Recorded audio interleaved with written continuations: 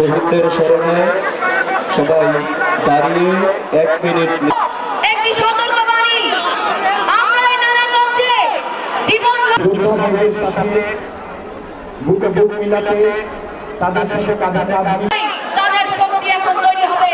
চেতনাকে নিজেদের বুকে ধারণ করে এবং সেই চেতনাকে লালন করে দেশের নিজেরাই মাঠের বাইরে বোল্ড আউট হয়ে গেছে। কিন্তু এখানে একটা কথা আছে, তারা বলতে চাই আপনারা যা করছেন সেটা কোন বিশ্ব দেখছে।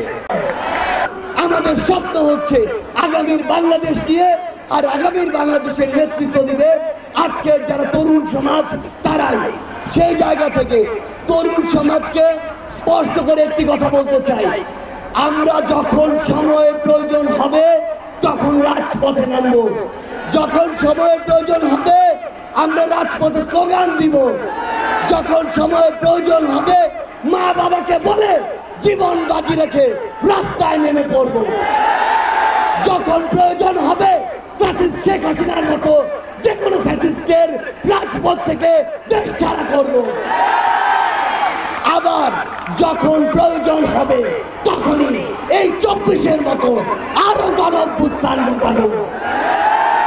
কিন্তু আরেকটি জিনিস মনে রাখতে হবে, এই তরুণ সমাজকে যোগ্য হয়ে যদি গড়ে উঠতে হয় তাহলে সবার আগে যে জিনিসটি প্রয়োজন সেটি হচ্ছে এই তরুণ সমাজকে সুশিক্ষায় স্বশিক্ষায় মেধাবী দক্ষ তরুণ সমাজ হিসেবে গড়ে তোলা।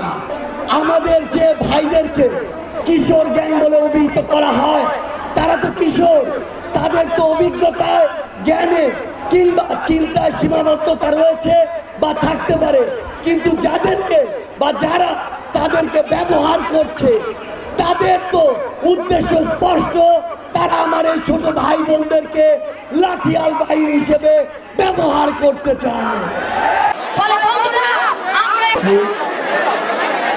সদস্য নিয়োজিত বিজেপির উপর